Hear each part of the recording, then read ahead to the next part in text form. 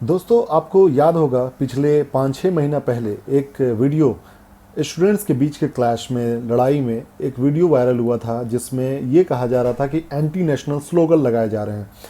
उन स्टूडेंट्स के ज़रिए, उन छात्रों के द्वारा देश विरोधी नारे लगाए जा रहे हैं, अगर आपको याद हो तो। वैसे एक मैं बात बता दूं, हिंदुस्तानियों को भूलने की बहुत आदत होती है, क्योंकि हमें हर सुबह में एक नई कहानी की ज़रूरत होती है, तभी हमें नींद आती है। ये हमारी मेंटालिटी बचपन से बनी हुई है। अगर आपको याद होगा या आपने एक्सपीरियंस किया होगा इस चीज़ को कि जब आपके घर में दादी नानी आती थी तो हम उनसे कहानियाँ सुना करते थे, और अगले दिन हम ये कहा करते थे कि दादी एक नई कहानी सुनाइए। तो दादी कहती, बेटा कल रात को ही तो सुनाया था।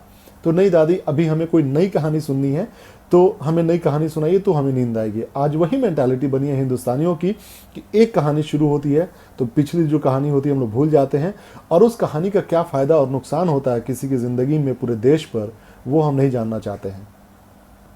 आपको याद होगा 5-6 महीना पहले एक वीडियो वायरल हुआ था जिसमें कुछ छात्रों को ये बताया गया था रामजस कॉलेज में, रामजस कॉलेज जो आपको पता होगा दिल्ली में है, कि एंटी नेशनल वहाँ पे स्लोगन लगाए जा रहे हैं, एंटी नेशनल वहाँ पर आपको नारे लगाए जा रहे हैं, जिसमें कुछ छात्रों को बदनाम करने के लिए पूरी मेन स्ट्रीम मीडिया, जी न्यूज़ हो गया या फिर एबीपी हो गया या आज तक न्यूज़ हो गए, ये सारी की सारी मीडिया पूरे अपने ताकत के साथ वो पीछे लग गए थे कि किसी तरीके से इन स्टूडेंट्स को, इन छात्रों को हम लोग देशद्रोही साबित कर दें।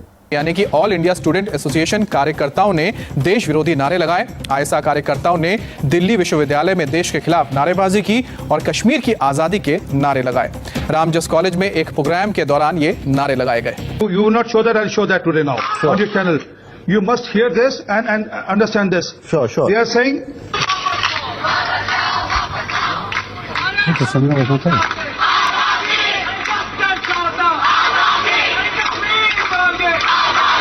पहले जेएनयू, अब डीयू के प्रतिष्ठित रामजस कॉलेज में जिस तरीके से देश विरोधी नारों की गूंज सुनाई दी, मुमकिन है कि दिल्ली पुलिस अब जल्द ही जेएनयू केस में अपनी जांच को मुकम्मल अंजाम तक पहुंचाने में जल्दी दिखाए। जेएनयू में देश विरोधी नारे लगाने वाले अब डीयू कैंपस में आकर आजादी की मांग करने लगे हैं। देखिए कथित आजादी के नाम पर देशद्रोह की इनसाइड स्टोरी।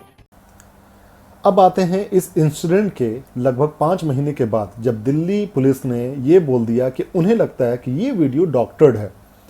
3 अगस्त 2017 को ये, यानी कि अभी से 3 दिन पहले ये मीडिया में आया। मीडिया में नहीं, मैं फिर से बताना चाह रहा हूँ, ये कुछ ईमानदार न्यूज़ चैनल हैं जैसे कि द हिंदू हो गया, इंडियन एक्सप्रेस हो गया, एनडीटीवी हो गया। ये एक दो ही चुने हुए ऐसे हैं जिन्होंने सच्चाई दिखाई है बाद में। 3 अगस्त 2017 को ये मीडिया में आया कि ये जो वीडियो है, पुलिस ने ये कहा कि ये वीडियो डॉक्टर्ड है, यानी कि इसमें छेड़छाड़ की गई है और इस वीडियो को जानबूझकर वायरल किया गया ताकि उनका जो मकसद था वो पूरा हो जाए। एक माहौल क्रिएट किया जा सके हिंदुस्तान में कि एक एंटी नेशनल और नेशनलिस्ट के बीच में लड़ाई चल रही है, जिसका फ़ायदा किसको होगा? इस झूठी कहानी और हिंदू मुस्लिम सांप्रदायिकता, देशद्रोही देशभक्त का जो ड्रामा चलता है हिंदुस्तान में, उससे किसको फ़ायदा होगा ये सभी को पता है। अब बात करते हैं मीडिया की। मीडिया अगर इस बात को मानती है कि अब पुलिस ने जो बात कही वो सही है, तो क्यों नहीं अभी वो माफ़ी मांग रही है? अभी तक आपने किसी मीडिया में ये बात सुनी कि जो वीडियो हम लोगों ने 5-6 महीना पहले चलाया था कुछ स्टूडेंट्स के खिलाफ, जिसमें कन्हैया भी थे, जिसमें उमर भी थे, जिसमें शहला भी थी, वो बिल्कुल नाजायज़ था, गलत था और हम उनसे माफ़ी मांगना चाहते हैं? क्या किसी मीडिया ने ऐसे चलाया या चलाने की कोशिश करी? नहीं, क्योंकि उन्हें पता है कि उनको टीआरपी बढ़ाना था, उनको अपना रोज़गार बढ़ाना था, उनको अपना बिजनेस करना था। उनको इस बात से कोई मतलब नहीं था कि हिंदुस्तान में इस तरह के वीडियो चलाने से किस तरह का माहौल बनेगा, इससे उनसे कोई मतलब नहीं है। ये पूरी की पूरी बिकी हुई मीडिया थी जिसके लिए ये सारी काम कर रही थी। आज उसको फ़ायदा हो गया है, आज वो सत्ता में है।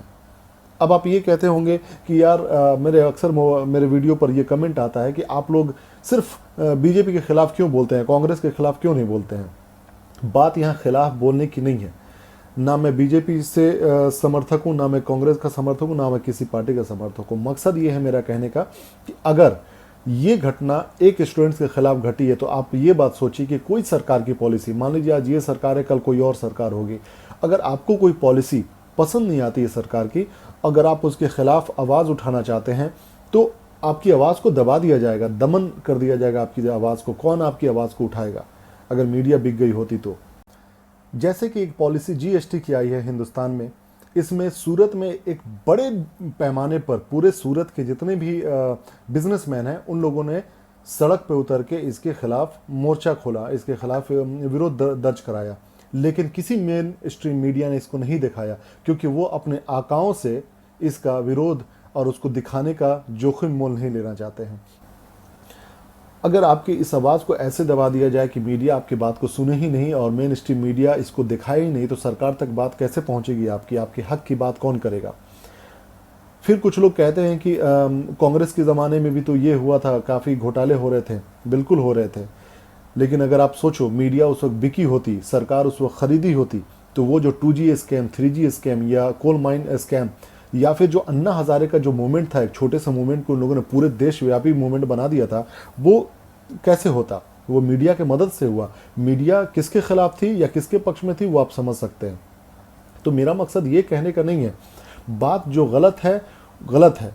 जो चीज़ आप अगर हिंदुस्तान में एक मीडिया किसी के पक्ष में बात करने लगे, स्पेशली जब सत्तारूढ़ पार्टियों के पक्ष में बात करने, तो समझ लीजिए कि हिंदुस्तान में बहुत बड़ी बर्बादी की तरफ कदम बढ़ा दिया है। और ये चीज़ बिल्कुल भी एक्सेप्टेड नहीं होना चाहिए किसी भी हिंदुस्तानी के लिए, किसी भी सजग हिंदुस्तानी के लिए। ये सिर्फ बर्बादी की तरफ लेकर जाएगा। Thank you very much.